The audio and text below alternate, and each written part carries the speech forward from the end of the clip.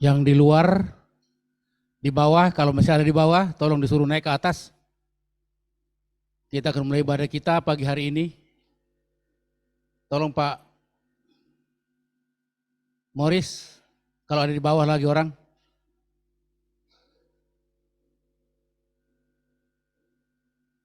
Sudah tidak ada? Baiklah Bapak Ibu terkasih, dalam nama Tuhan kita, Yesus Kristus, kita bersyukur pada pagi hari ini. Masih ada waktu untuk kita beribadah memuji Tuhan.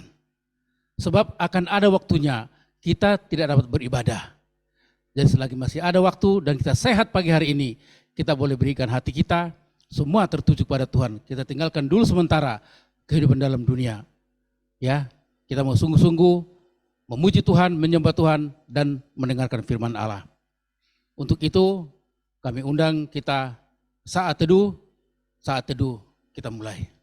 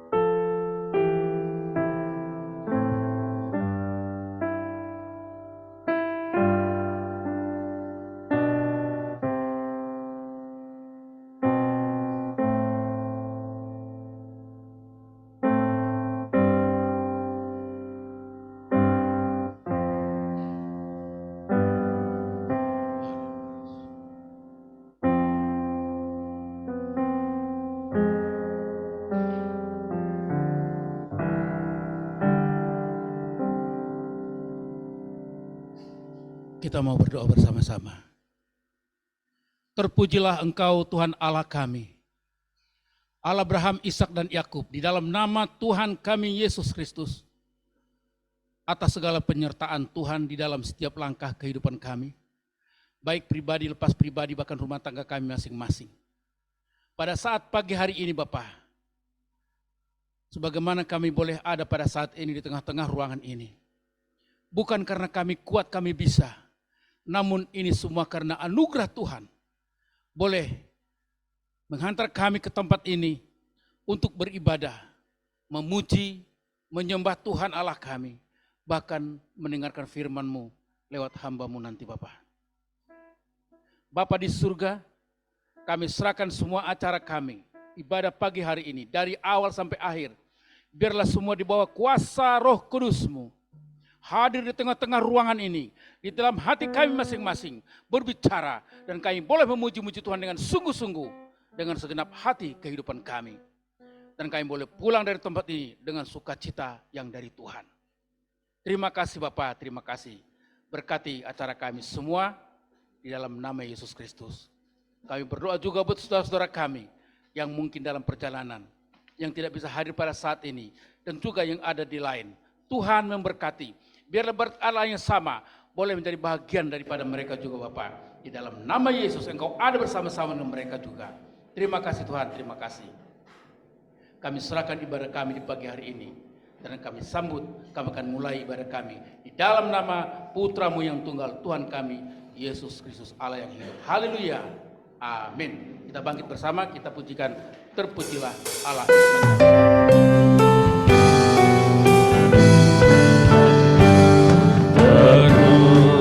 Allah hikmatnya besar, begitu kasihnya untuk dunia cemar, sehingga diberilah putranya kudus, mengangkat manusia serta menebus.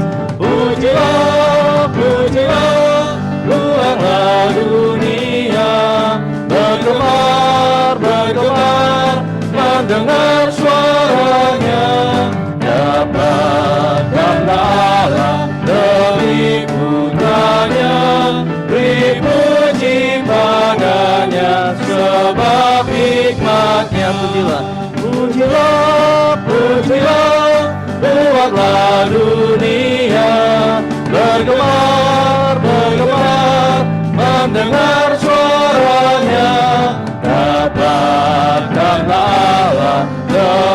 putranya, beri puji padanya, sebab hikmatnya. Arahkanlah hatimu kepada Tuhan dan beribadahlah kepadanya dengan sikap penyembahan. Pertolongan kita itu datangnya dari Tuhan Allah yang menjadikan langit dan bumi dan yang tidak pernah meninggalkan perbuatan tangannya. Anugerah dan damai sejahtera dari Allah Bapa dan dari Tuhan kita Yesus Kristus dan oleh pertolongan Roh Kudus menyertai ibadah kita di minggu pagi hari ini.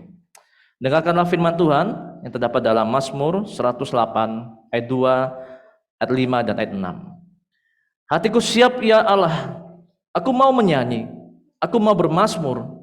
Bangunlah hai jiwaku, sebab kasih-Mu besar mengatasi langit dan setia-Mu sampai ke awan-awan.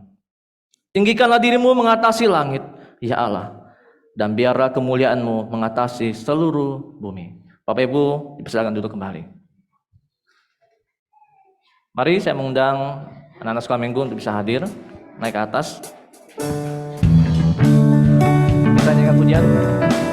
Lagu apa?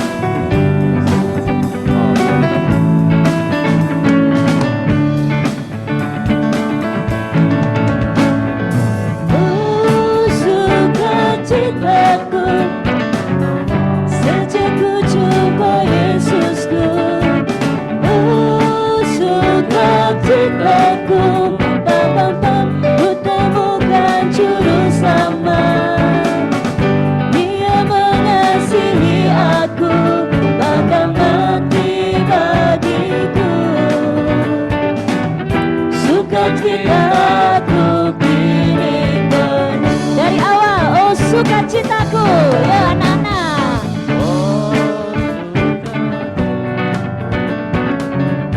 Sejak ku jumpa Yesusku, oh sukacitaku, ku temukan juru selamat. Dia mengasihi aku, bahkan mati bagiku. Sukacitaku kini penuh.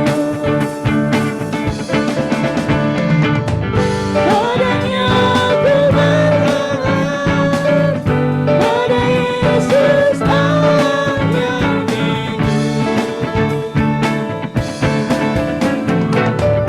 padanya ku berharap, Yesus memberkati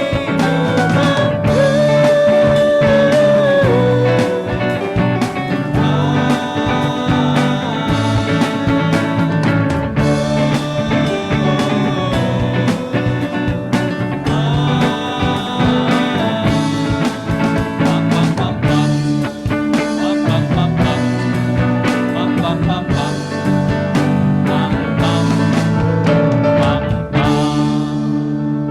Ya, puji Tuhan. Mari kita berdoa untuk anak-anak kita yang akan beribadah di bawah. Tuhan Yesus, terima kasih, kami akan menyerahkan seluruh anak-anak-Mu untuk bisa beribadah di bawah C4C. Berkati semua yang melayani, guru-guru sekolah minggu, juga hamba-Mu yang menyampaikan firman Tuhan, dan juga supaya anak-anak kami dari kecil boleh mendengar Injil, diubah oleh Injil dan menghidupi Injil. Dan kiranya mereka akhirnya ke depan kelak menjadi penerus-penerus gereja yang berkualitas, yang sungguh mengasihi Tuhan. Di dalam nama Tuhan Yesus kami berdoa. Amin. Silakan anak kami bisa turun ke bawah, menikmati ibadah C4C di bawah.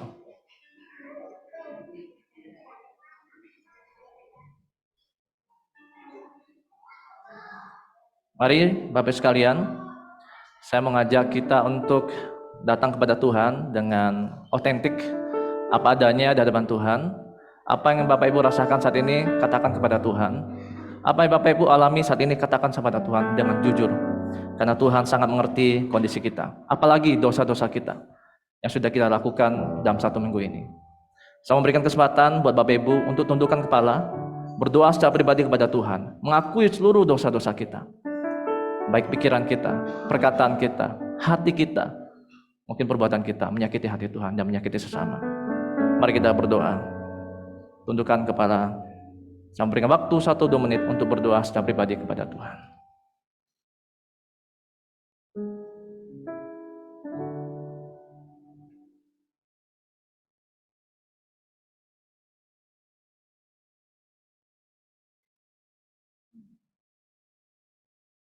Mari saudara kita membuka hati kita kepada Tuhan.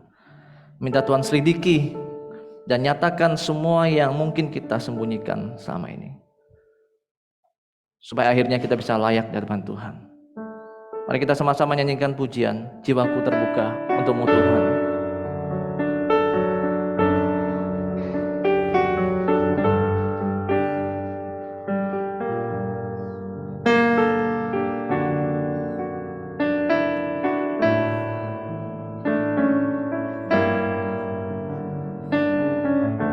Jiwaku terbuka untukmu Tuhan. Jiwaku terbuka untukmu Tuhan.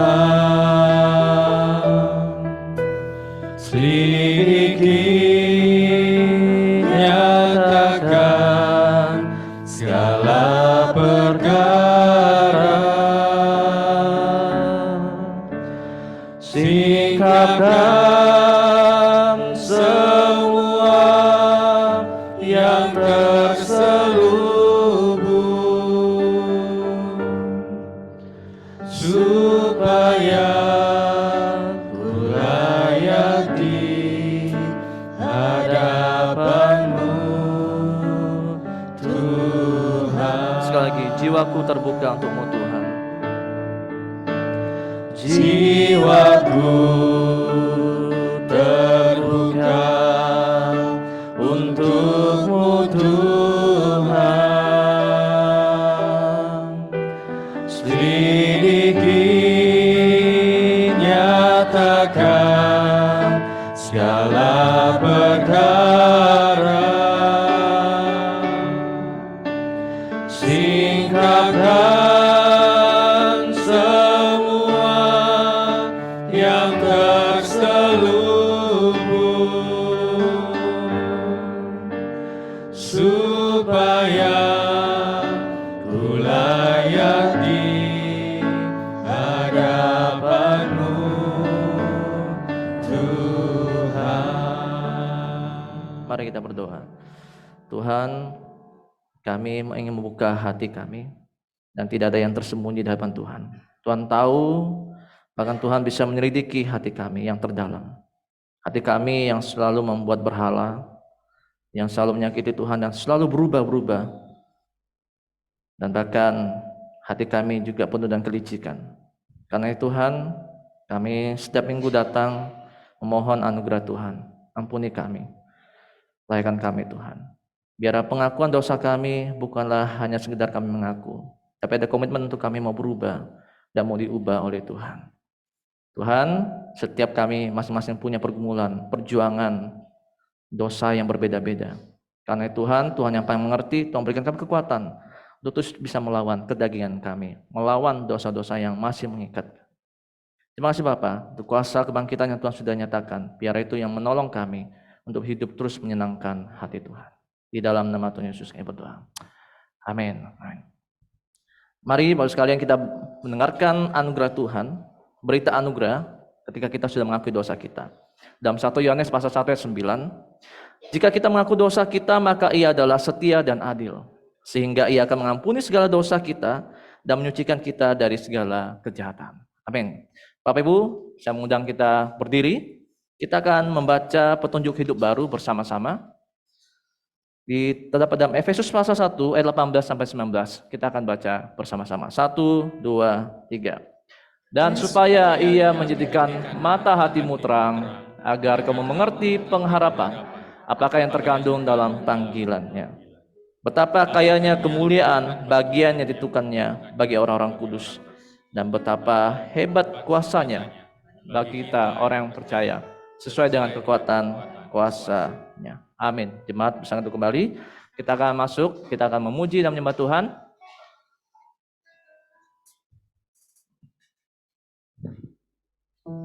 Shalom Bapak Ibu yang terkasih di dalam Tuhan, baik yang ada di tempat ini maupun yang ada di Zoom. Mari bersama-sama pagi hari ini kita membawa hidup kita, pujian kita, penyembahan kita. Kita percaya pagi hari ini Tuhan hadir bersama-sama dengan kita.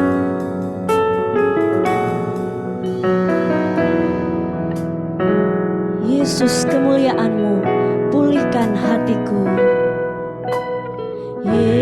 Yesus, kemuliaan-Mu, pulihkan hatiku.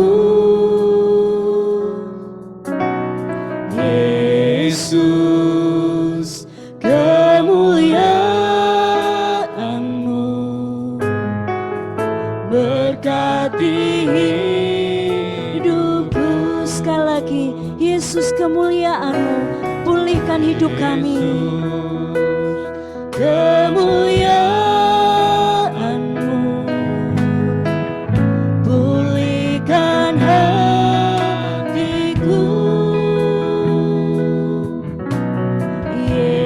Yesus, kemuliaan-Mu, berkati hidupku.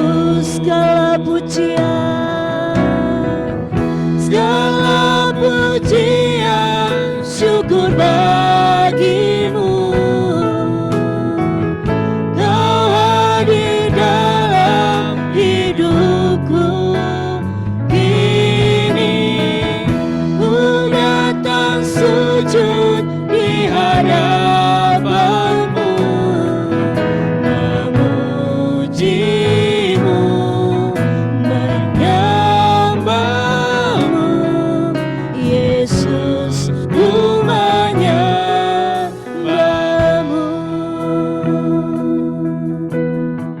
kami percaya Tuhan Kau ada di tengah-tengah kami.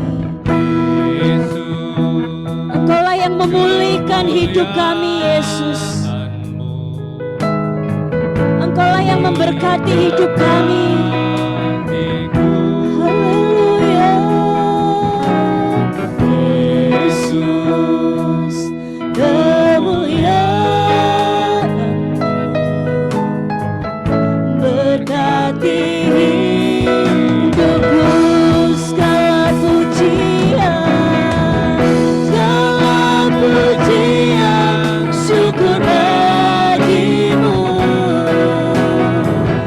Kau hadir dalam hidupku. Kini Dan kami datang di hadapan-Mu pagi hari ini, Yesus.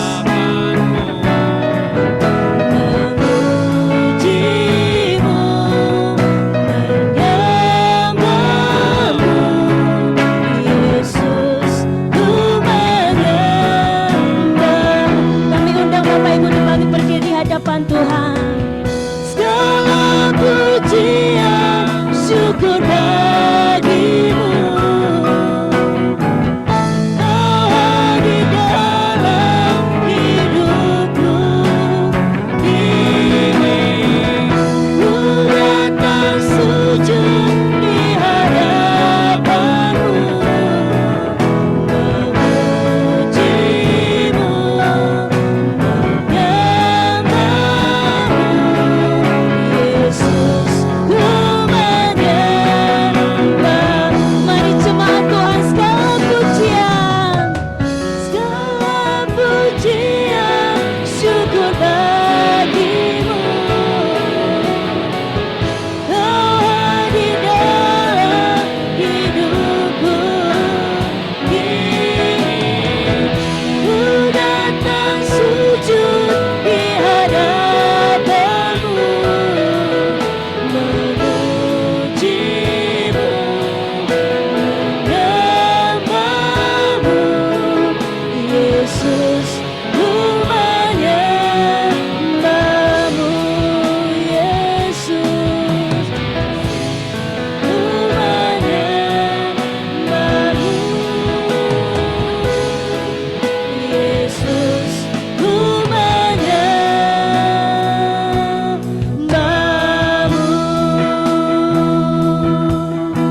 Haleluya. Segala pujian kami bawa padamu. Mari setiap kita membawa pujian kita. Mari setiap kita membawa penyembahan kita kepada Allah kita. Dia hadir di tengah-tengah kita pagi hari ini. untuk memulihkan setiap kehidupan kita. Haleluya. Yesus, Kau Allah yang hadir di tengah kami. Kau pulihkan,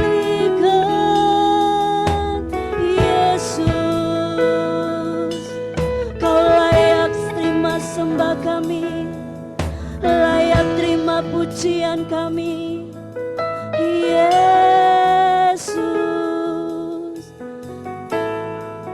Dia Allah kita yang luar biasa, Dia Allah kita yang besar. Mari bersama-sama kita lebih lagi untuk meninggikan, memuliakan Tuhan kita pagi hari ini.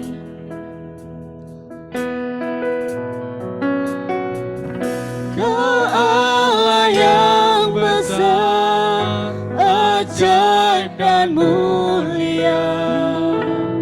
Kau Yesus yang selalu membuatku terpesona. Segala pujian bagimu ya Tuhan. Hanya Kau yang layak ku agungkan. Kau Allah yang besar, Kau Allah yang besar ya Tuhan. Kau Allah yang besar, ajaib dan mulia, yang selalu membuatku terpesona. Segala pujian bagimu ya Tuhan. Hanya Kau yang layak ku agungkan. Sekali kita orang, Kau Allah yang besar, Kau Allah kami yang besar, Yesus. Haleluya.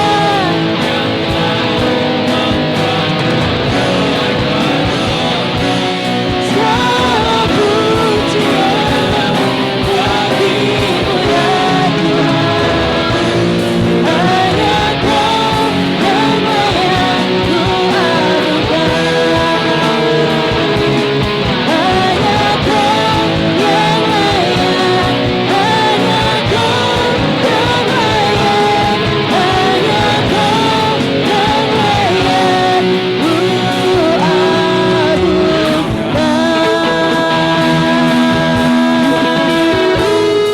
Sungguh Yesus, Engkau Allah yang layak kami agungkan. Engkau Yesus Allah yang mulia, patut kami tinggikan pagi hari ini. Di dalam nama Tuhan Yesus, setiap kami yang siap untuk memuji Tuhan, kita akan bersama-sama mengatakan amin. Tetap bangkit berdiri, boleh memberikan salam kanan kirinya. Kita katakan Allah kita hebat, Allah kita luar biasa. Kita akan meninggikan Tuhan pagi hari ini.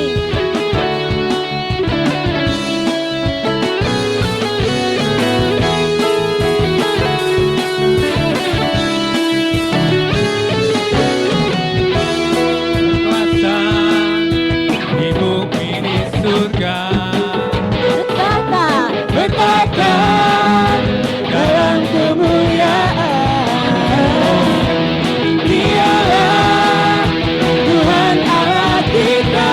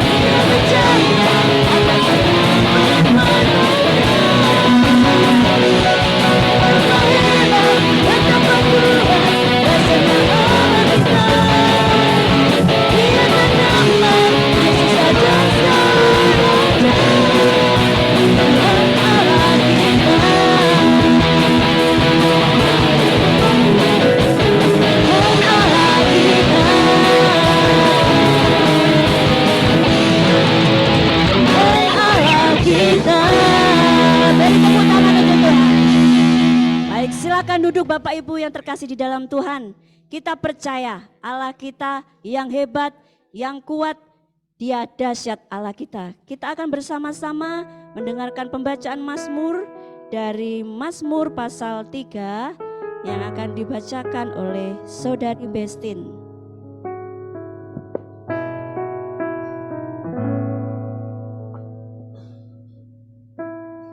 Mazmur 3 ayat 1 sampai 9. Mazmur Daud. Ketika ia lari dari Absalom anaknya, ya Tuhan, betapa banyaknya lawanku. Banyak orang bangkit menyerang aku. Banyak orang berbicara tentang aku. Baginya tidak ada pertolongan dari Allah. Tetapi Engkau Tuhan adalah perisai yang melindungi aku. Engkaulah kemuliaanku dan yang mengangkat kepalaku. Dengan nyaring aku berseru kepada Tuhan, dan Ia menjawab aku dari gunung yang kudus. Aku membaringkan diri lalu tidur. Aku bangun sebab Tuhan menopang aku. Aku tidak takut kepada puluhan ribu orang yang mengepung aku dari segala penjuru. Bangkitlah Tuhan, tolonglah aku ya Allahku. Ya, Engkau memukul rahang semua musuhku dan mematahkan gigi orang-orang fasik. Dari Tuhan datang pertolongan, berkat-Mu kiranya turun atas umat-Mu. Amin. Kita percaya Allah yang kita sembah, Dia ketika berjanji, Dia senantiasa setia melakukan janjinya di dalam setiap kehidupan kita. Biarlah pengharapan kita teguh di dalam Tuhan kita yang senantiasa menjanjikan janjinya dengan setia. Kita bersama-sama akan menyiapkan hati kita untuk kita terima kebenaran firman Tuhan di dalam hidup kita pagi hari ini.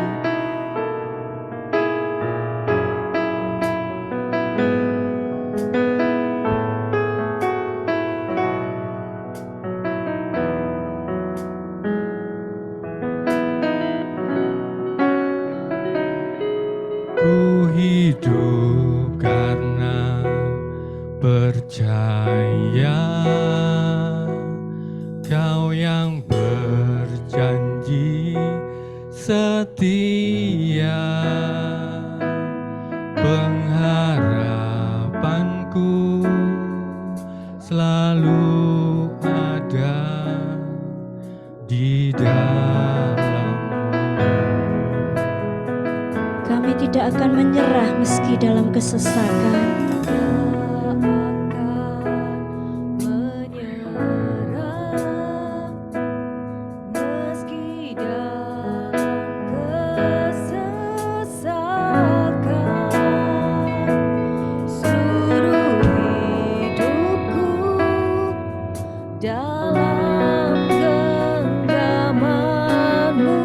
Bersama-sama kita katakan, aku punya Tuhan yang besar.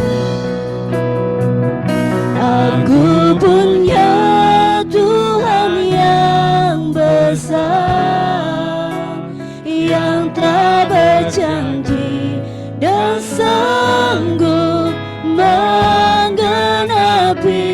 Imanku bersepakat percaya kuasa-Nya. Ku terima sekarang kemenangan darimu. Ku hidup karena percaya. Ku hidup karena percaya. Kau yang berjanji setia. Pengharapan kami hanya ada padamu Yesus. Selalu ada di dalam-Mu. Ku tidak akan menyerah meski dalam kesesakan.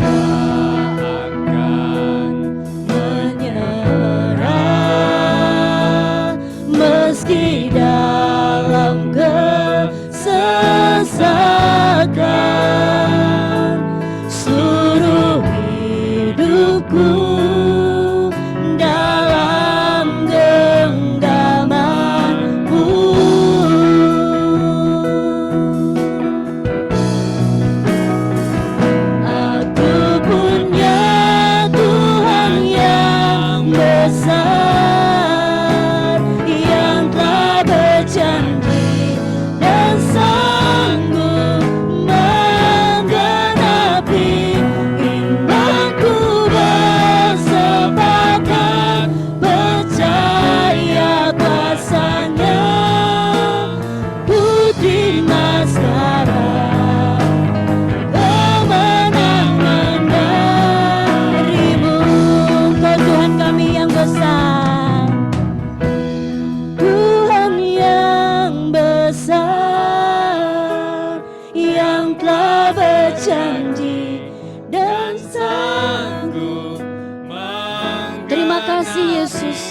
Engkau senantiasa menepati janji-Mu di dalam setiap hidup kami.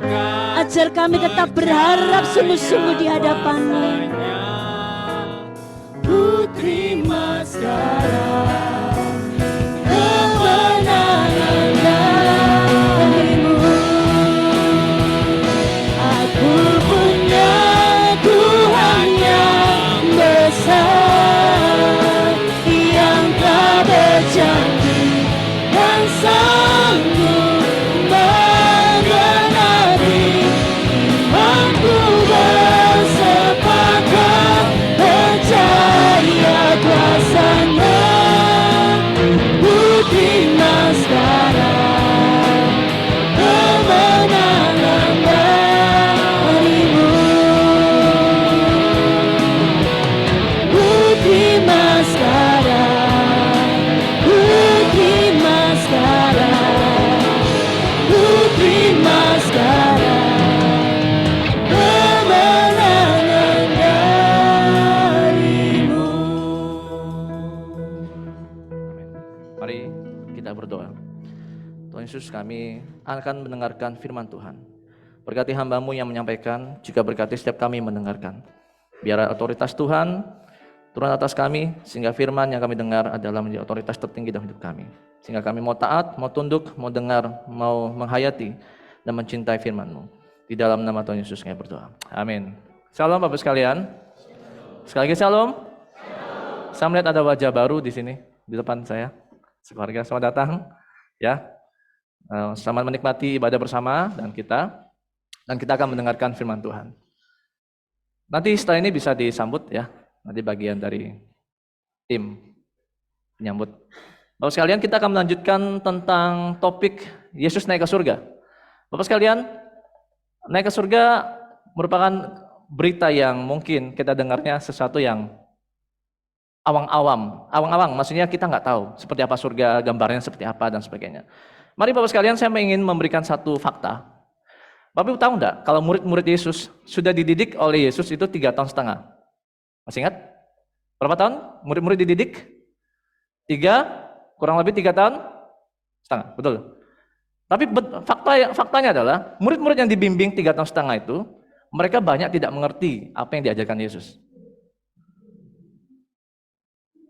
Bisa contoh misalnya, ketika Yesus berkata bahwa anak manusia akan mati dan bangkit, mereka bingung, apa maksudnya? Nah itu berkali-kali kejadian, murid-murid itu tidak mengerti apa artinya Yesus mati dan bangkit. Tetapi ada hal yang berubah. Perubahan murid-murid ketika adalah Yesus setelah bangkit, berapa hari Yesus menampakkan diri kepada murid-muridnya dan orang-orang percaya? Berapa hari? 40 hari. 40 hari inilah di mana waktu yang sangat penting, di mana situlah murid-murid semakin yakin dan semakin mengerti apa yang disampaikan oleh Yesus selama ini. Makanya mereka mau berkumpul di satu tempat, dan Yesus setelah menyampaikan kata-kata terakhirnya, misalnya Matius pasal 28 dikatakan, pergilah, diberitakanlah, jadikanlah semua bangsa muridku, dan sebagainya. Lalu Yesus naik ke surga. Disitulah perubahan terjadi. Nah, ada satu makna rohani buat kita Bapak sekalian. Mungkin kita, jemaat Misialite yang sudah berpuluh-puluh tahun ikut Tuhan Yesus, bahkan sudah ikut persekutuan, ibadah, pemahaman Alkitab, kaum, belajar Alkitab di YouTube, ikut seminar dan sebagainya. Tapi banyak hal yang kita tidak paham. Bagi yang sudah melakukan itu dan merasa tidak ada hasilnya, nggak usah kecewa. Nanti ada waktunya, ada momennya di mana kita akan memahami semua itu. Jadi kita sekarang lagi membangun Lego-Lego yang belum terlalu jelas. Nah, kita bangun doktrin kita, pemahaman kita mulai dibangun, baca. Terus akhirnya nanti ke depan kita baru bisa membangun satu, oh iya ternyata inilah maksudnya. Nah, Bapak sekalian, kenaikan Yesus Kristus itu adalah salah satu kisah yang tidak bisa dipisahkan dengan kisah-kisah lainnya. Kelahiran, betul? Kematian, kebangkitan. Tapi kenaikan itu adalah satu tugas akhir selama jam dunia ini. Walaupun nanti Yesus akan datang kembali. Bukan berarti Yesus tidak bekerja lagi. Enggak. Nah karena itu Bapak sekalian, kita akan belajar tentang. Sekarang saya ingin supaya tidak overlapping dengan penjelasan Pak Rio kemarin Kamis. Kamis kan Pak Rio sudah menjelaskan tentang kenaikan Yesus Kristus. Masih ingat poinnya? Amin. Haleluya. Masih ingat poinnya yang sampai Pak Rio? Kenapa Yesus mau naik ke surga? Menjadikan tempat, salah satu poin. Good, thank you Pak Sigit. Apalagi yang disampaikan Pak Rio? Masih ingat tak? Kamis kemarin. Ini pemahaman kitab nih, baru 3 hari lewatnya. Diberikan kuasa, iya Roh Kudus diberikan kuasa. Terima kasih Bu Ana. Apa lagi?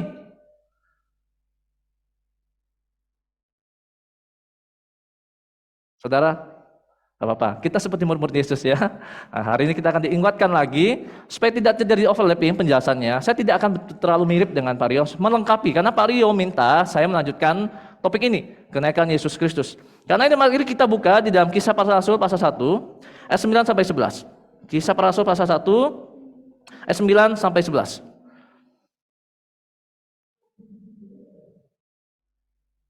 Kisah Para Rasul pasal 1 ayat 9 sampai yang ke-11.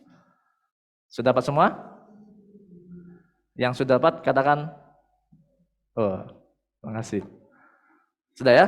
Kita membaca bersama-sama. 1, 2, 3. Sesudah ia mengatakan demikian, terangkatlah ia disaksikan oleh mereka dan awan menutupnya dari pandangan mereka. Ketika mereka sedang menatap ke langit, waktu yang naik itu, tiba-tiba berdirilah 2 orang yang berpakaian putih dekat mereka dan berkata kepada mereka, "Hai orang-orang Galilea, mengapakah kamu berdiri melihat ke langit? Yesus ini yang terangkat ke surga meninggalkan kamu akan datang kembali dengan cara yang sama seperti kamu melihat dia naik ke surga." Amin. Ya, terima kasih Bang Leo. Bapak sekalian, coba saya minta ke Bapak Ibu untuk menghafal atau menyebutkan pengakuan iman rasuli.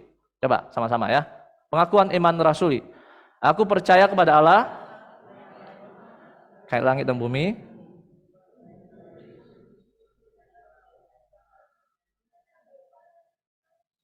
Ya.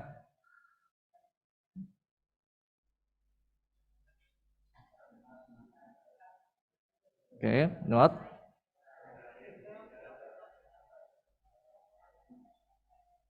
Oke.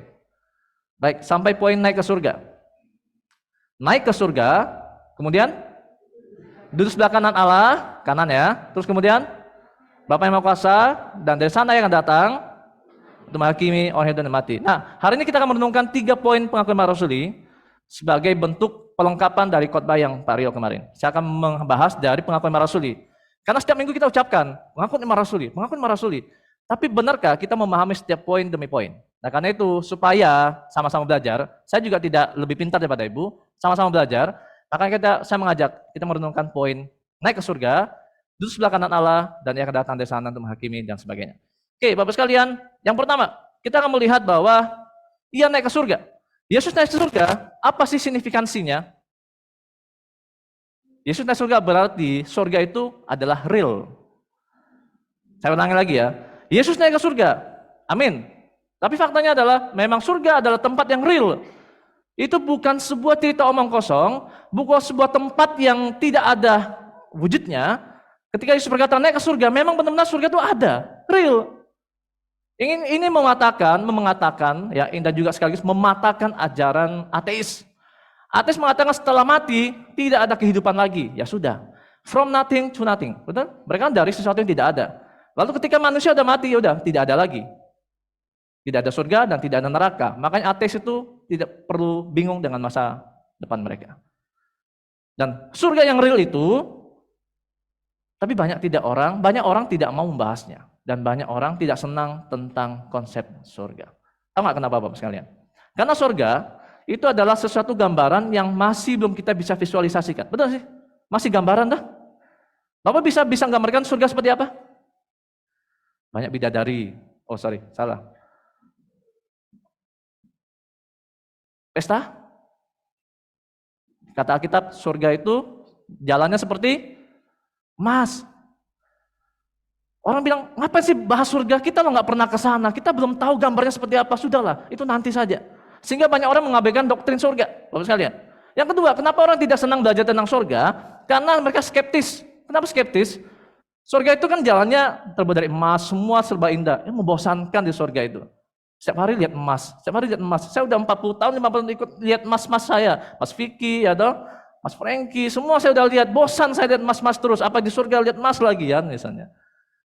Bapak sekalian, ada lagi kenapa orang skeptis? Karena di sana akan memuji Tuhan, kata kitab. Setiap hari memuji Tuhan. Aduh, bosan banget memuji Tuhan. Di gereja aja 1 minggu sekali datang itu cuma 2 jam ya maksimal. Kita udah capek, apalagi khotbahnya bisa panjangnya. Jam berapa ini? Jam berapa ini? Kenapa? Karena kita tidak betah kelama-lamaan di gereja. Kenapa sih? Kalau di mall, Bapak sekalian, dari pagi baru buka mall nih, Pak Satpam baru buka nih, sudah antri masuk. Sampai sore, nggak terasa, udah malam ya. Tapi di gereja, 1,5 jam, lewat berapa menit, langsung lihat jam. Untung jamnya di belakang, jadi Bapak Ibu menoleh. Kalau jamnya di belakang saya, Bapak Ibu mungkin seakan-akan fokus, tapi lihat jam ya. Saya nggak tahu. Bapak sekalian, kenapa? Karena orang bilang bosan di surga itu. Lihat tempat yang sama, memuji Tuhan setiap hari. Nah, kalau sekarang ada fakta mengatakan, surga itu tempat yang indah dan real memang, tempat di mana Yesus hadir, Roh Kudus hadir, Bapa hadir, orang-orang kudus hadir di situ, termasuk malaikat-malaikat. Dan satu fakta Bapak misalnya, kita semua akan disempurnakan. Kalau sudah sempurna, maka tidak ada kata bosan. Tidak ada kata namanya lelah. Tidak ada kata namanya, aduh, mager nih, mager, anak muda mager kan, duduk, diam, tidur, makan, main HP. Di surga, kita tuh disempurnakan, nggak ada rasa bosan. Kita akan memuji Tuhan setiap hari, nggak akan bosan, karena kita sudah sempurna. Nah, Bapak sekalian, signifikan pertama, fakta pertama bahwa Yesus adalah surga, memang surga itu real, tempat yang real kita kunjungi. Bapak sekalian, yang kedua, bahwa Yesus naik ke surga, itu kenapa sih? Dia kembali kepada Bapaknya. Kembali kepada Bapa. Kembali kepada asalnya. Kenapa poin ini penting? Begini, Bapak Ibu pernah lihat sebuah video enggak? Kalau ada anak yang kerja di luar negeri, bertahun-tahun, lalu pulang memberikan surprise kepada orang tuanya. Ini saya menggambarkan tentang kondisi manusia dulu ya, perasaan manusia. Bertahun-tahun tidak ketemu, tidur anaknya depan rumah. Ya toh, pura-pura jadi pengirim barang, misalnya permisi ibu gitu. Ibu kirinya ini petugas kurir. Waktu buka maskernya, anak saya dipeluk, sayang, wah sedih. Lalu ada musik backgroundnya enak, lalu kita sedih, senang. Kita sedih juga, terharu kan melihat video seperti itu. Melihat anak yang lama nggak pulang, tiba ke rumah, lalu senang banget, pertemuan yang sangat indah. Bapak sekalian, kenapa Yesus kembali ke rumah, ke surga? Karena memang Yesus berasal dari sana. Dan kesatuan Allah Bapa, Putra, Roh Kudus itu harus disatukan, tak terpisah. Maka Yesus kembali ke surga bersama Bapa. Indah ya surga ya? Indah loh. Saya memberikan satu foto, please. Bapak tahu nih rumahnya siapa? Pasti baca berita. Bu Eni dan Tiko. Bu Eni adalah orang kaya. Suaminya juga orang kaya awalnya. Tapi karena bercerai, suaminya pindah ke Madiun katanya. Ada orang Madiun di sini? Nanti tolong cari suaminya ya, ketemu Abang enggak? Bu ini ditinggal sama anaknya Tiko ini. Sehingga rumahnya mewah ini awalnya lama-lama apa? Listriknya mati. PDAM-nya putus. Berantakan, rumahnya jadi rusak. Rumah mewah tapi tidak ada rasa suasana rumah. Bapak mau tinggal di sini tapi nggak ada listrik, tidak ada damai sejahtera, tidak ada kedamaian. Mau tinggal seperti rumah seperti ini? Lalu ekstrimnya bilang gini, nggak apa-apa, saya lebih tinggal di kos yang kecil, tapi saya bersama dan istri dan anak saya bersuka cita. Haleluya. Dan ini fakta mengatakan bahwa rumah, tempat tinggal kita membutuhkan rumah, betul. Tapi ada satu lagi, suasananya yang kita perlukan. Sekarang bukan di mana kita tinggal, tapi dengan siapa kita tinggal, itu lebih penting. Saya ulang lagi. Sekarang yang kita lebih dewasa, bukan lagi di mana kita tinggal, tapi dengan siapa kita tinggal. Bapak Ibu boleh tinggal dimanapun, di tempat yang mewah, bagus, silakan, itu hak berkat kita. Tapi dengan siapa kita tinggal? Kalau dengan pasangan kita yang menjengkelkan, ya toh, pasangan yang suka justru tidak mendukung kita, di rumah berantem terus, argumen terus, baru duduk makan berantem. Baru pulang turun dari mobil berantem. Suasana rumahnya tidak ada. Nah, Yesus naik ke surga, Bapak sekalian. Itu suasananya damai sejahtera, cinta kasih, sukacita. Makanya, Bapak sekalian, waktu Yesus naik ke surga, selain dia pergi tempat yang real, dia kembali kepada Bapa. Yesus menyiapkan tempat buat kita, yang Pak Rio khotbah kemarin. Menyiapkan tempat, menyiapkan rumah. Dan menariknya, kenapa Alkitab Yohanes pasal 14 menggunakan istilah rumah? Karena memang rumah itu sesuatu yang kita impikan. Nih, saya sebutkan satu fakta Alkitab ya. Bapak sekalian tahu enggak mengapa orang atau manusia menginginkan rumah, merindukan rumah? Kenapa? Ada yang tahu? Karena waktu Adam dan Hawa jatuh dalam dosa di Taman Eden, rumah pertama mereka sudah rusak, sudah ditutup karena mereka berdosa. Mereka diusir dari Taman Eden.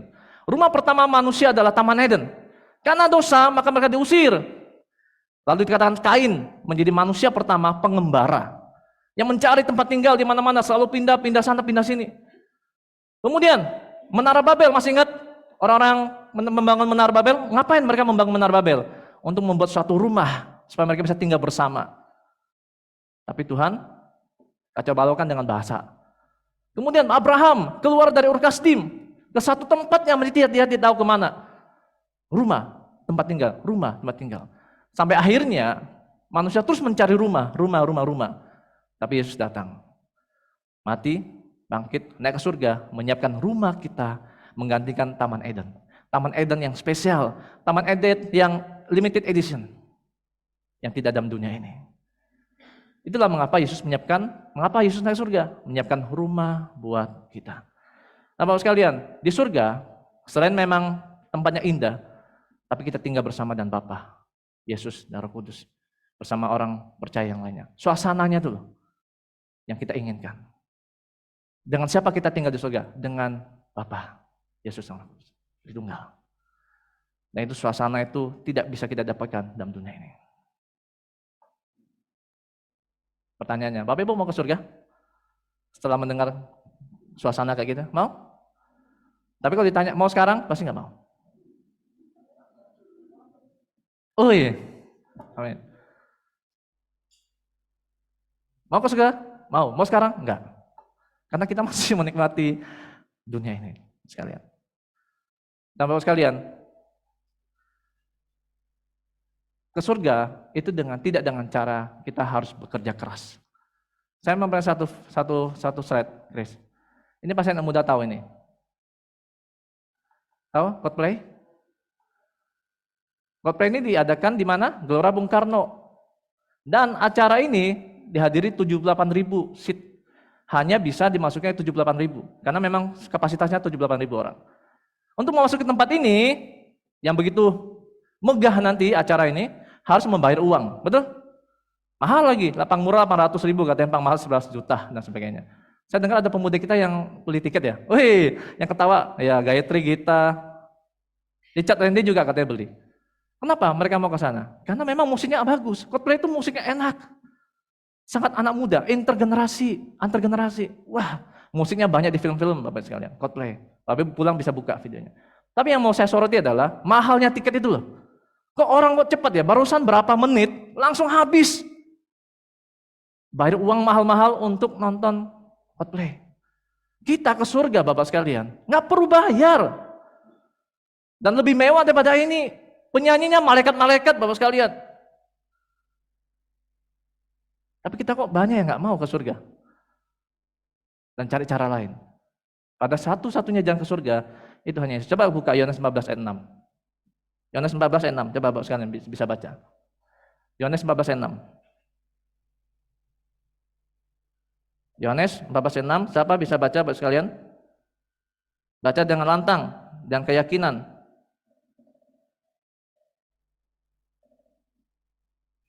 Yohanes 14 ayat 6. Sudah? Ya, silakan. Baca dengan keras.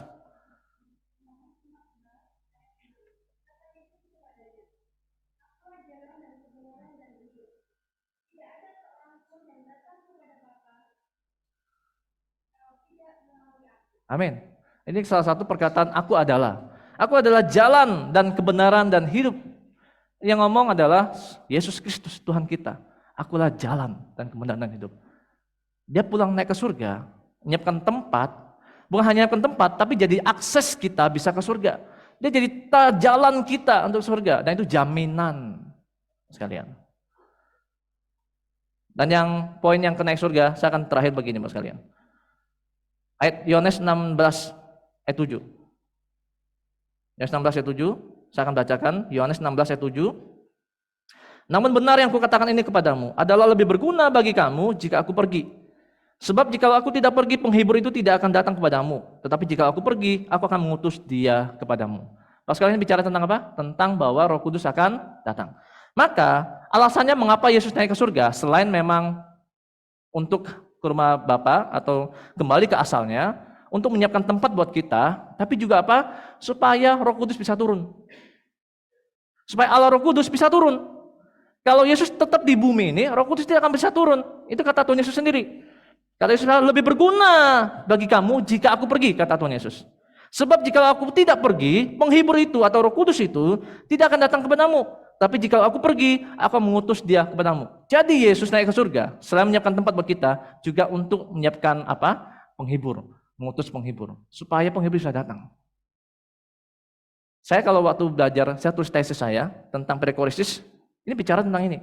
Bahwa 3 pribadi, Bapa, Putra, Kudus, mereka saling kolaborasi, bekerja sama mencapai satu tujuan. Kalau Yesus egois, ya saat itu ya, Yesus nggak akan naik ke surga. Dia akan terus di bumi. Tapi Roh Kudus nggak akan turun. Tapi karena Yesus Kristus dalam Allah Tritunggal tadi sebagai satu pribadi, ya persekutuan yang indah, maka dia membiarkan Roh Kudus bisa turun dengan cara apa? Dia naik ke surga. Ini satu makna rohani. Bapak sekalian, berapa banyak kita menjadi orang Kristen? Itu menjadi penghalang orang Kristen yang lainnya untuk bertumbuh. Berapa banyak dari kita, orang percaya, yang mengambil peran, mengambil ruang orang lain, sehingga menghambat orang lain untuk bertumbuh, untuk berkembang. Tapi Yesus Kristus menunjukkan satu teladan. Dia mau tinggalkan dunia ini, kembali ke surga, supaya Roh Kudus bisa turun. Artinya apa? Yesus memberikan ruang buat Roh Kudus untuk berkarya. Tahukah?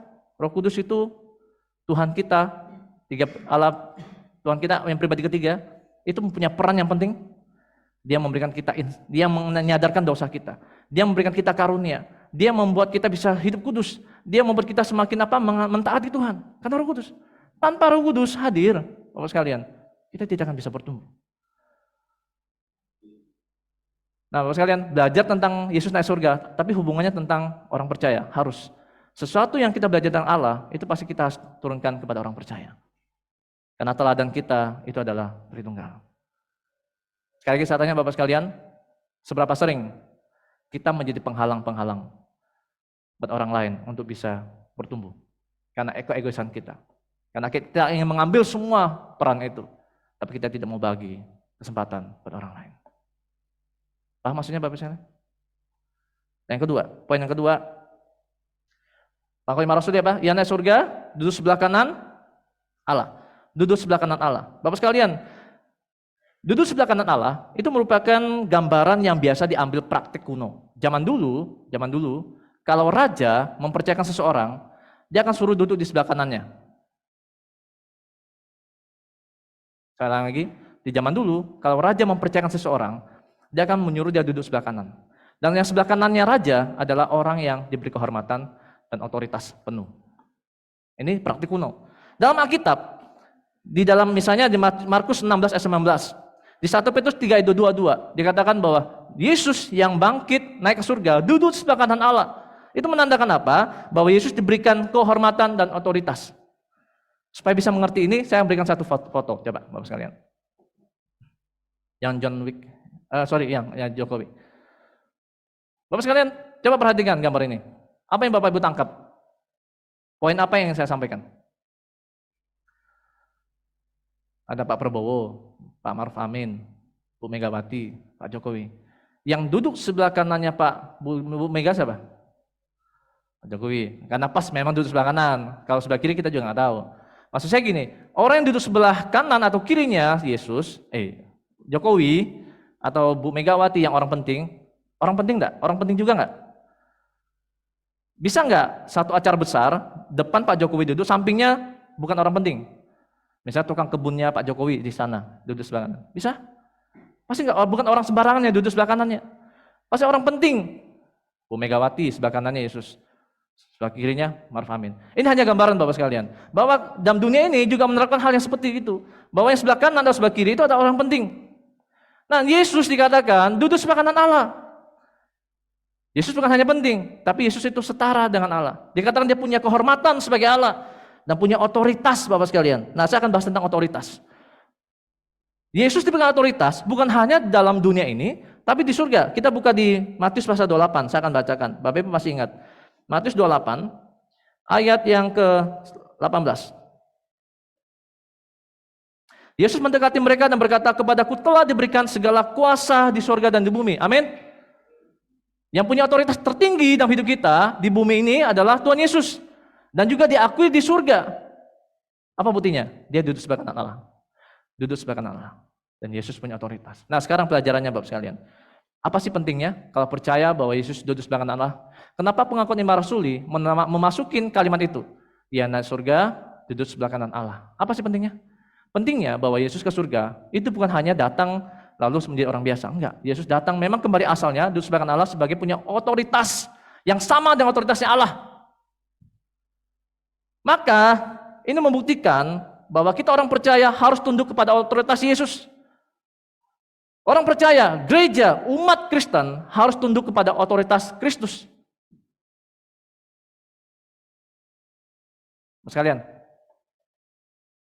kenapa bangsa Indonesia menerapkan aturan-aturan? Di negara kita otoritas tertinggi siapa? Orangnya, maksudnya pemimpinnya. Presiden, Pak? Presiden. Maka semua tunduk kepada presiden, betul? Termasuk aturan. Kenapa semua dibuat? Karena ada otoritas mengatur semua. Maka dalam hidup kita, orang percaya harus tunduk kepada otoritas kita, yaitu Tuhan Yesus. Saya coba mengutip anak muda ya. Bapak Ibu tahu enggak kata cuaks? Katanya tunduk pada otoritas Tuhan, tapi kok jarang baca kitab, cuaks gitu. Pernah tahu Bapak sekalian? Oh, kelihatan generasinya yang tidak ketawa, yang tidak ekspresi berarti nggak tahu cuaks. Anak muda ngerti cuaks. Katanya mau tunduk kepada Yesus, tapi kok nggak pernah baca Alkitab. Atau waktu baca kitab kok malah tidur, main HP, cuaks. Ini sindiran, tapi juga teguran yang secara halus. Katanya mengasihi Yesus, tapi kok nggak pernah berdoa kepada Yesus, cuaks.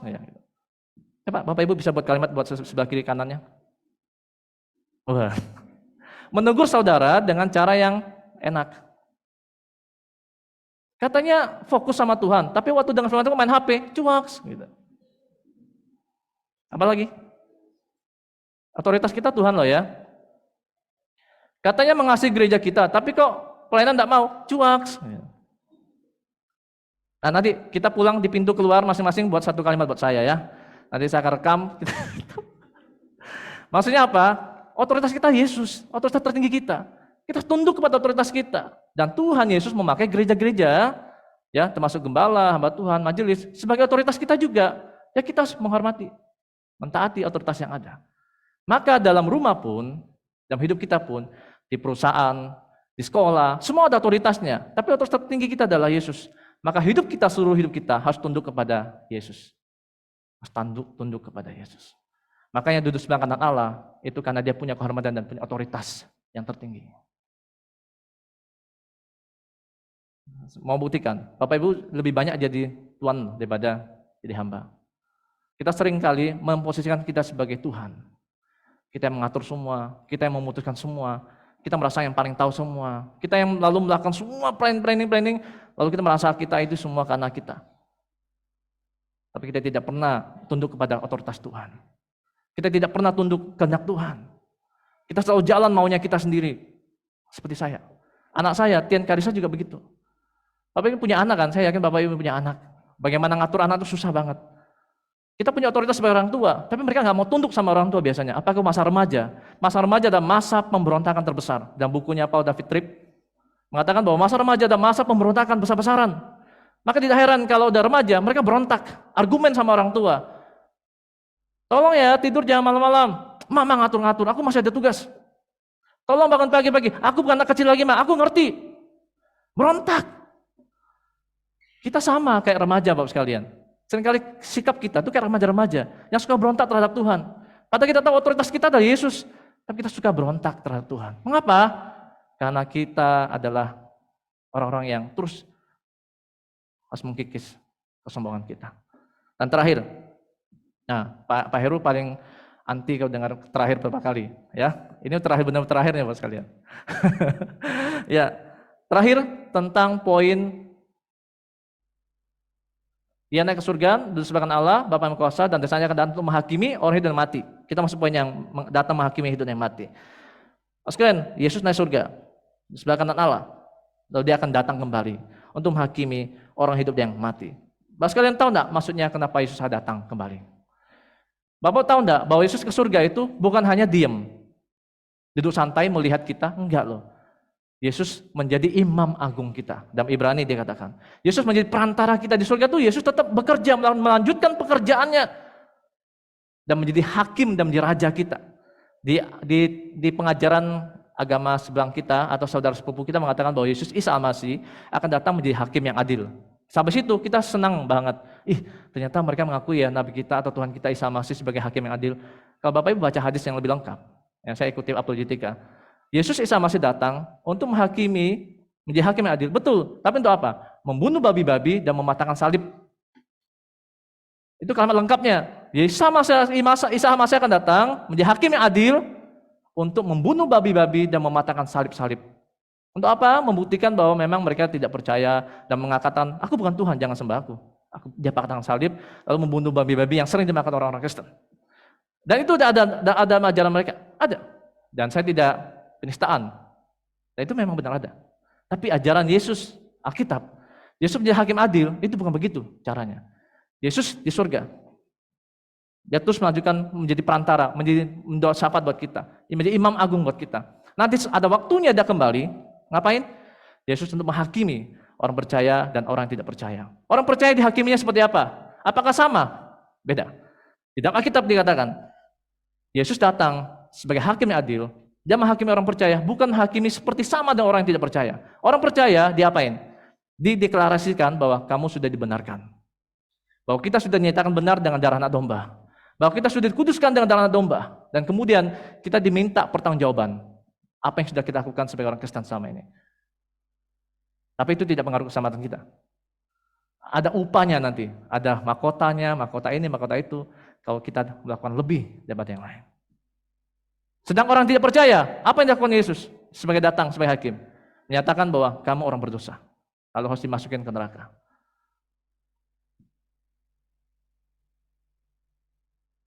Itulah mengapa Yesus harus naik ke surga. Nah, sekarang terakhir Bapak sekalian, terakhir yang kedua Pak Heru ya. Baru yang kedua. Apa aplikasinya buat kita? Yesus naik ke surga, di sebelah kanan Allah, datang sebagai hakim dan raja. Apa aplikasinya buat kita? Aplikasinya adalah bahwa Tuhan Yesus, Tuhan kita, adalah Tuhan yang bukan pembohong. Tuhan kita adalah bukan memberikan harapan palsu. Tuhan Yesus kita bukan datang mencari sensasi, tapi benar-benar dia datang, punya misi yang besar. Yaitu apa? Mati, bangkit, mengalahkan semua musuh-musuhnya, menolong kita, menyelamatkan kita. Supaya apa? Supaya kita bisa ke rumah Bapa, tempat tinggal yang kekal bersama Bapa, dan kemudian kita akan apa? Mendapatkan otoritas sama, dan kita juga boleh tunduk kepada otoritas, dan akhirnya apa? Kita boleh dinyatakan benar di hadapan Tuhan. Dan kita semua harusnya begitu, membuat kita semakin apa? Semangat memberitakan Injil. Membuat kita semakin sukacita memberitakan Injil. Karena kita tahu surga itu real, Yesus dari surga dan kembali ke surga. Kita yakin bahwa kita punya otoritas tertinggi yaitu Yesus. Kita yakin bahwa Yesus akan datang sebagai penghakim, sebagai hakim dan raja. Maka jangan ragu-ragu menyampaikan Injil kepada banyak orang. Katakan kepada orang lain, Yesus adalah Tuhan, Dia Juru Selamat, juga akan menghakimi kita ke depan. Bapak sekalian mau tunduk kepada otoritas Tuhan? Amin. Bapak Ibu mau terus mengasihi Tuhan? Bapak Ibu mau menghadirkan surga dalam keluarga kita? Ingat, bukan di mana kita tinggal, tapi dengan siapa kita tinggal. Coba kita hadirkan suasana surga dalam rumah kita, di pekerjaan kita, di komunitas kita, yang penuh kasih, damai sejahtera, dan sebagainya. Kita jangan jadi hakim, tapi biarlah Yesus yang jadi hakim atas hidup kita. Mari kita berdoa dan tundukkan kepala kita.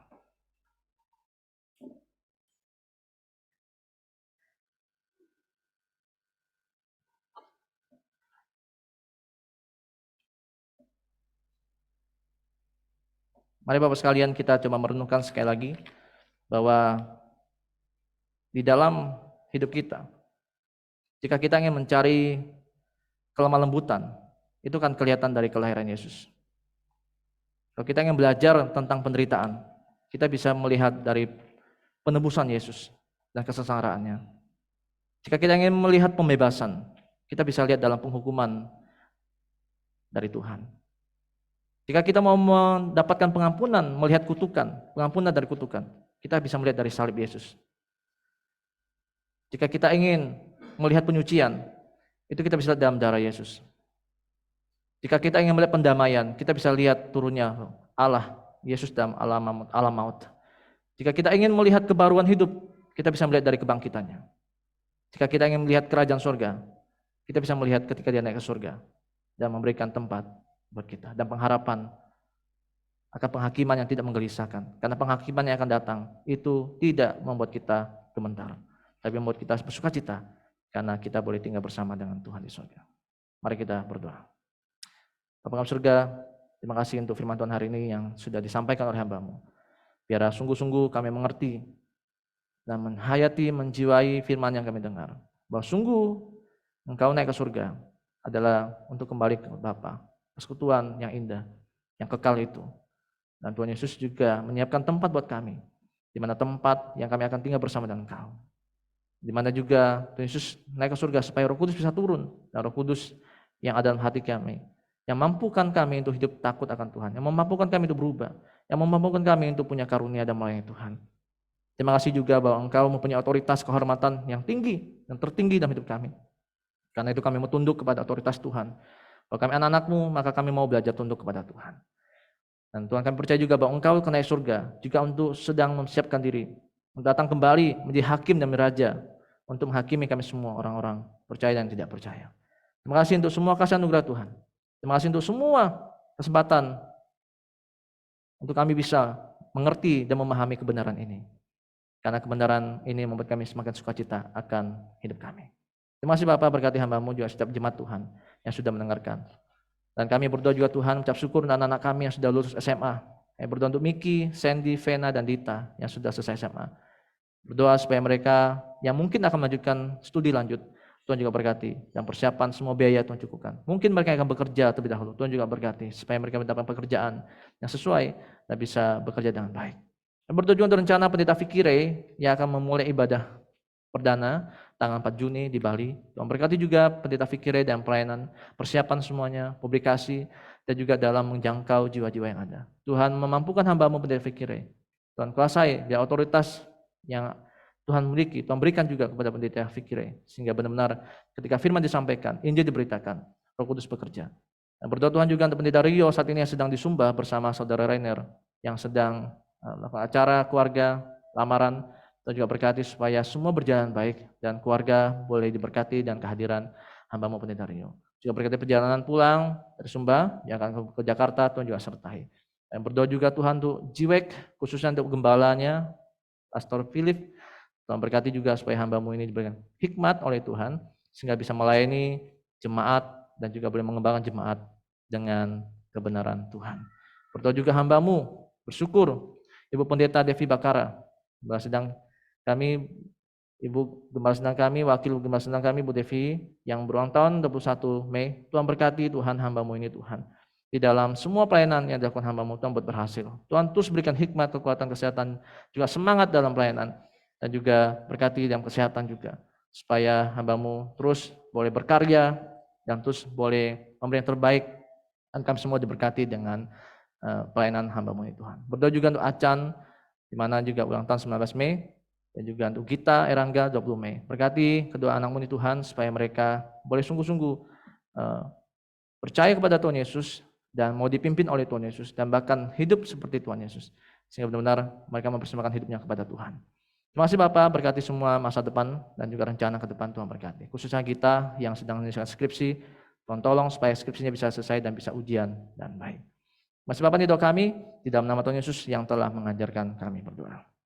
Bapa kami di surga, nama-Mu, tentang kerajaan-Mu, jadilah kehendak-Mu di bumi seperti surga.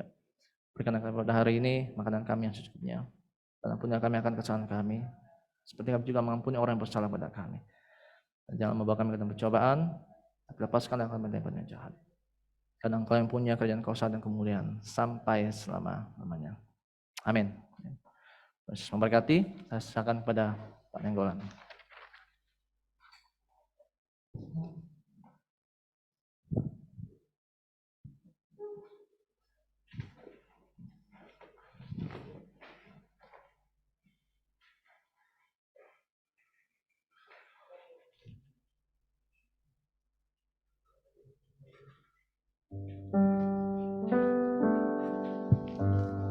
Baiklah Bapak Ibu, kita sudah dengarkan firman Tuhan. Kita mau berikan persembahan kita untuk pekerjaan Tuhan di tempat ini. Dan untuk mendasari kita memberi persembahan, kami akan bacakan dalam Mazmur 54 ayat yang ke-8. Dengan rela hati aku akan mempersembahkan korban kepadamu. Bersyukur sebab namamu baik, ya Tuhan. Silakan.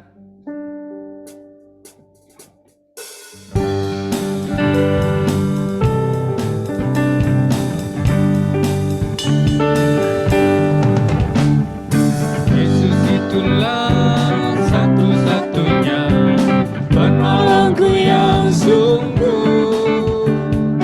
Dia berjanji akan kembali angkat kita semua. Oh, haleluya, puji Tuhan, umpahmu besar di surga.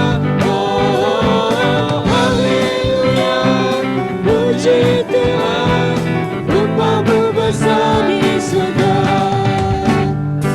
Yesus itulah satu-satunya penolongku yang sungguh. Dia berjanji akan kembali angkat kita semua. Oh, haleluya, puji Tuhan, umpahmu besar di surga. Oh, haleluya, puji Tuhan, umpahmu besar di surga.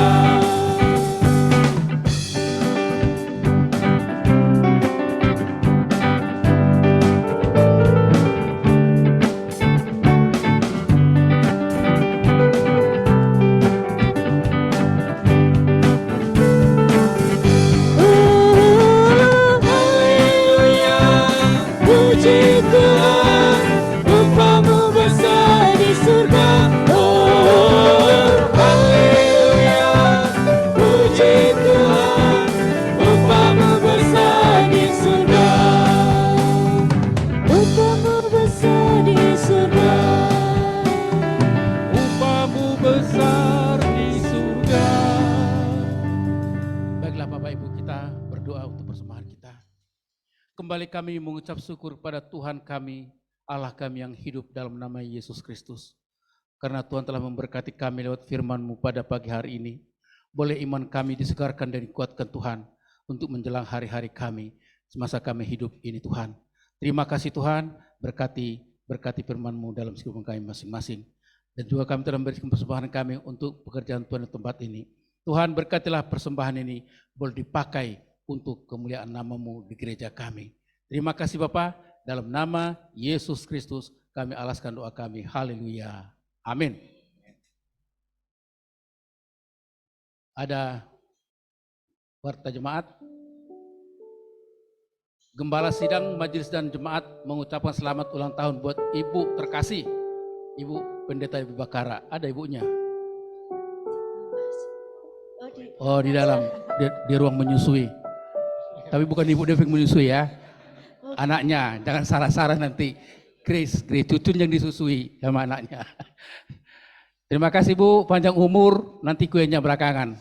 Diantar ke rumah masing-masing, kalau enggak beli sendiri. Yang kedua, Arbet Kanania, anaknya Pak Heni ya, Mbak Heni. Ya, sama Gita Erlangga, anaknya Pak Mahendra. Biarlah menjadi anak yang tetap taat dan tekun, terutama masa-masa muda ya, kata firman Tuhan tadi, masa remaja, masa pemberontakan, betul-betul itu. Disuruh ini enggak mau ini, disuruh sana enggak mau, lari ke sana ya kan. Jadi kita harus benar-benar hidup dalam firman Tuhan. Ada lagi? Oh masih ada. Oh lulusnya putri dari jenjang SMA, Mikael Tri Anugrah. Oh ini Pak Pikire juga adiknya nih. Devenia Indra Kantata, Praditya Octavia, Nathanael Sandy. Ya, Tuhan memberkati semua ya, kelulusan anak-anak kami semua. Biarlah semakin sungguh-sungguh meniti karir ke depan lagi untuk masuk kuliah. Oh, ada pengumuman, dimohon kehadiran semua penata layan, WL Singer, pemain musik, multimedia, Aser, dan doa pembukaan PIC pada minggu hari ini, jam 10 di tempat ini juga. Nanti Pak Rio lewat Zoom, oh ya. Mungkin ada yang baru datang pertama kali di tempat ini, yang beribadah. New faces, wajah-wajah baru, ada? Di sebelah kanan. Tolong berdiri Bapak Ibu, biar kita mengenal semua. Tolong dikenalkan namanya siapa?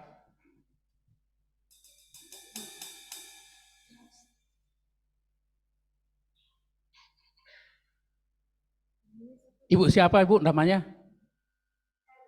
Erwin. Ibu Erwin. Oh, suaminya Erwin. Oh, Ibu Erwin. Ibu Erwin. Nama laki-laki Ibu Erwinnya. Aku juga kaget. Tak kira tadi bapaknya Erwin. Ibu Erwin biasanya kan. Ya, selamat datang Bapak Ibu. Tuhan memberkati. Biarlah hari-hari akan datang kita semakin cinta akan Tuhan dan tetap bergereja di sini. Tuhan memberkati. Tidak ada lagi? Mungkin tidak ada lagi. Kami serahkan kepada Bapak Koheri.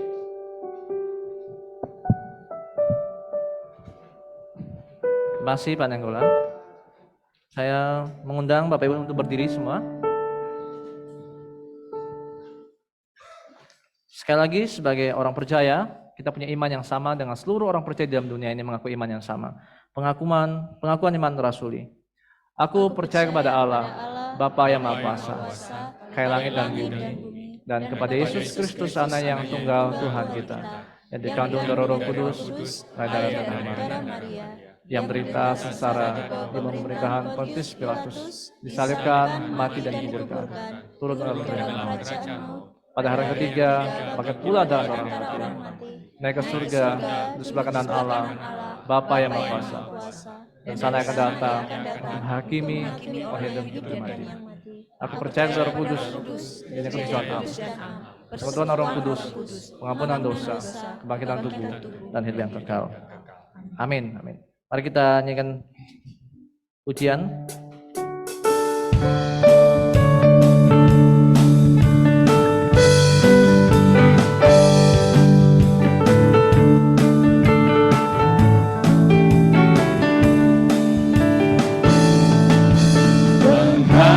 Pengharapanku hanya Yesus saja, yang mati akan Golgota. Dia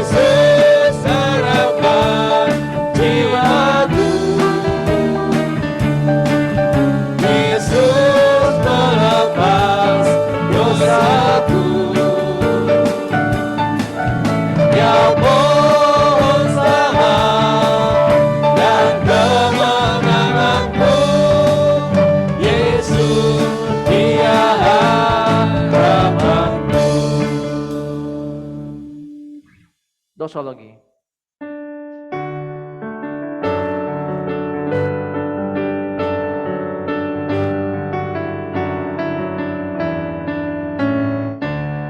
Puji Allah Bapa Putra, puji Allah Roh Kudus, ketiganya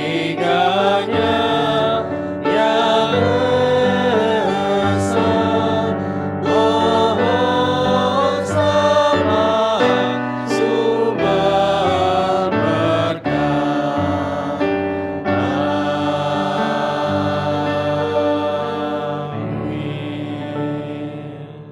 Mari Bapak sekalian kita pulang, ingat firman Tuhan, dan kita akan terima berkat Tuhan. Kiranya Allah Bapa memberkati kita dan melindungi kita. Kiranya Yesus Kristus Tuhan kita menyinari kita dengan wajahnya dan memberi kita kasih karunia. Kiranya Allah Roh Kudus menghadapkan wajahnya kepada kita dan memberi kita damai sejahtera. Amin.